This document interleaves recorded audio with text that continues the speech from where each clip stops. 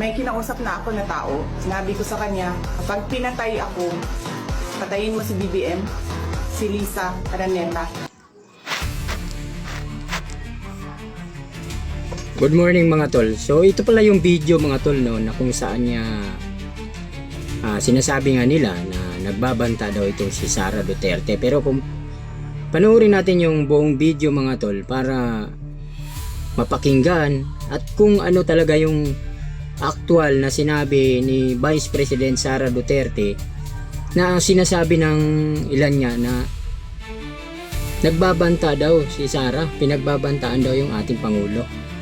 Pero malinaw naman dito sa video niya kung ano talaga yung totoo. Ito, panoorin yung mga tol.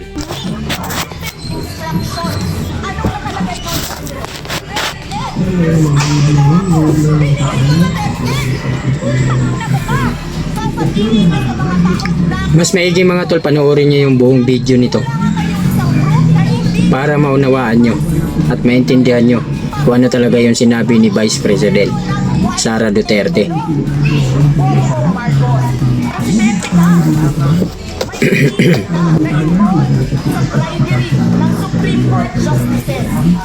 May video, may kaso, may witnesses. Hindi mo tinakal yung speaker mo. Pinabayaan mo siya abusuhin ang pera ng bayan. Namimigay ng pera na para bang kanya, Martin Romualdez, nangangampanya tayo.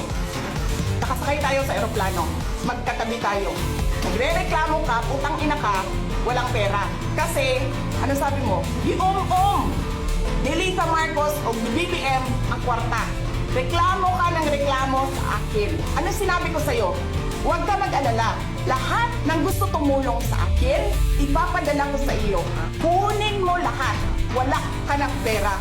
Sabi mo sa akin, okay lang. Pag nanalo kayo, babawiin ko lahat yan. Ang buong akala ko, babawiin mo sa negosyo mo. Legitimate businessman ka naman eh. Nina, pagsira sa kalikasan, media, tanggap ka sa Pogo. Pinaalis nyo lahat ng kompetisyon ninyo, naiiwan ang Pogo mo. May nagsasabi pa, tumatanggap ka sa smuggling, sa droga. Tapos kuha ka sa National Treasury. Akin ito, babawiin ko lahat. Masakit sa akin, Martin, hindi yung pagsira ng pangalan ko eh. Ang masakit sa akin, maalis mo man ako sa presidential race, hindi pa rin ikaw ang presidente. Tinignan mo. Walang bubo sa'yo. Please lang. Wala. Hindi ka nga dumadaan ng contest eh. Kasi wala kang kalaban sa Tacloban. There is nothing in you except money. Yan lang, Martin. Harapin mo yung katotohanan. Walang walang buboto sa'yo. Senador man, Vice President man, walang buboto sa'yo. Hindi ko nga alam kung mananalo ka pa ngayon sa Tacloban eh. Palamang hindi na. Kasi magnanakaw ka. Hindi ka dumadaan sa audit. Milyon-milyon, buwan-buwan, certification lang ng congressman. Alam nyo, bakit alam ko? Kasi may emedit ako. Pero sa amin, sa akin, nire-require ako ng resibo ng COA.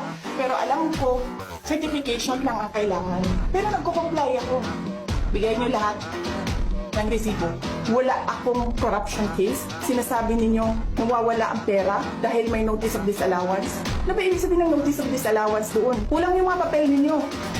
Kasalanan ko ba yan? Galing sa field ang papel. Hindi naman ako ang gumagawa ng papel eh. Walang nag-audit sa inyo. Sino ang nag-audit ng confidential funds ng Office of the President? Wala. Huwag kang mag-alala ma'am sa security ko kasi may kinausap na ako na tao. Sinabi ko sa kanya, kapag pinatay ako, patayin mo si BBM, si Lisa Araneta, at si Martin Romualdez. No joke. No joke. Nagbilin na ako ma'am. Pag namatay ako, sabi ko, huwag ka tumigil hanggang hindi mo mapatay sila. And then he said yes.